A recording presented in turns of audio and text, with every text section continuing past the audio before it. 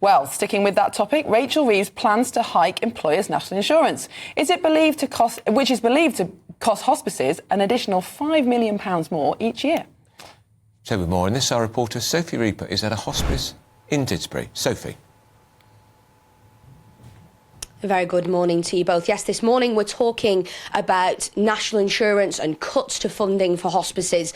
So we thought, what better way to talk about that than to be in a hospice? We're here at Francis House, and joining us now are two of the residents here. So we'll speak to Vicky first. Vicky, very good morning to you.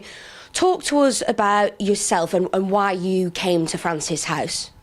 I was born with a congenital heart defect, and through finding out that I can go to hospice, then I started coming to the hospice since 2005 for respite, and now I'm living here for about 9 years. So obviously we're talking about hospices being in danger. Now, it seems that Francis House is pretty secure, so for yourself that's great news. But other people around the country may not be in the best position. If Francis House were in danger, how would that make you feel? Devastated. I would not know what to do because I would be panicking on where to go, how I'm going to live without the support and the care that I do need. And I can't really live on my own without any carers or 24-hour care. Vicky, thank you so much. We're going to go now from the second longest serving resident here at Francis House to the longest serving resident. Kyle, very good morning to you.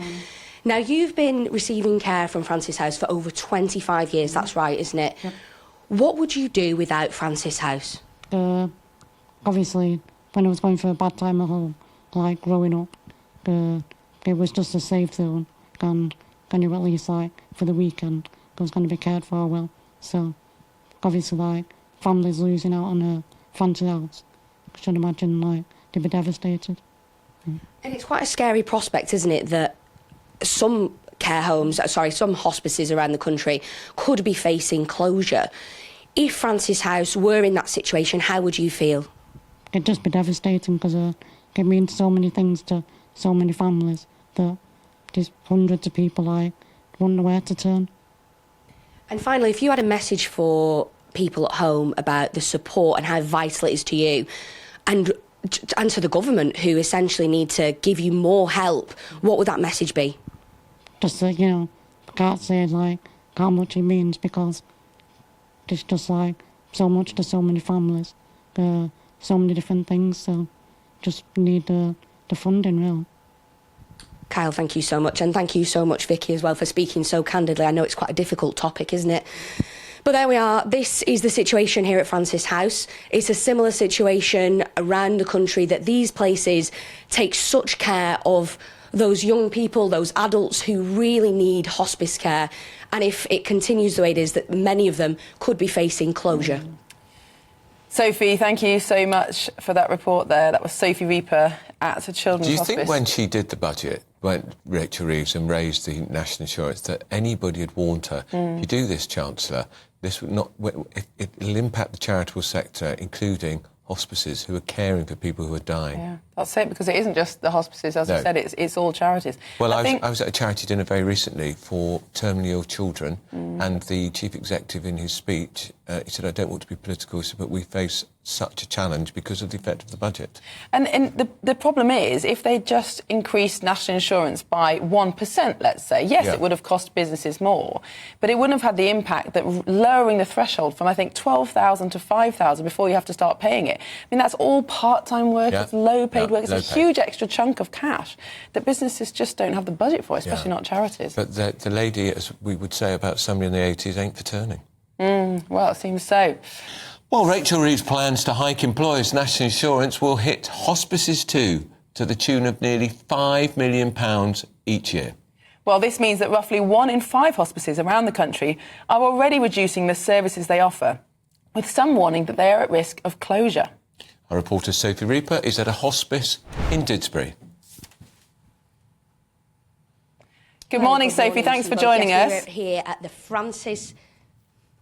Good morning to you both. We're here at the Francis House Children's Hospice in Greater Manchester. Now, this morning on breakfast, we were talking to the CEO, David Ireland. He was telling us about the situation that they find themselves in financially with that funding cut and with the tax hikes. But let's chat now to the head nurse, who I believe is here in the Red Room, to get a little bit more information. Very good morning to you, about the day-to-day running here at Francis House. Now, thank you very much for joining us.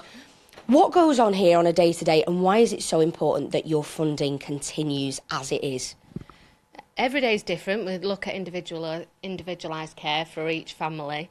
And the difference with hospice care and hospital care is that we look at the whole family and we look at it from a holistic point of view. So it's not just about the needs in regarding of their illness, it's their emotional well-being, the things that they need within the community for that, ongoing support. We support siblings as well as the child, and everybody is impacted. When you have a child with a life-threatening or a life-limiting condition, it impacts the whole family, and hospice care involves the whole family and supports the whole family. It's not just about the child. Well, we heard earlier from David that Francis House is in a fairly secure position, which is great. But obviously there aren't that many children's hospices around. I think there's about 54 UK-wide. What happens if other hospices close? I know that you've had an influx of children already, so what situation does that put you in if other hospices are forced to close? You don't want to end up in a position where you're turning children away.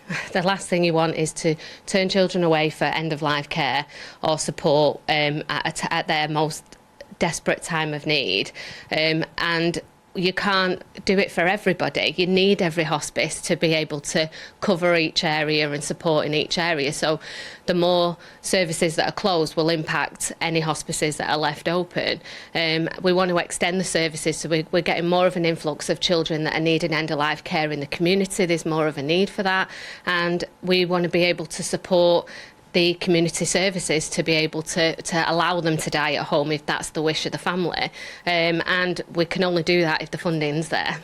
Let me just really quickly ask you, we're running out of time, what can families do if there is no children's hospice near them? Is it simply a matter of travelling, or, like you say, just dying without the support that they need? What is the option?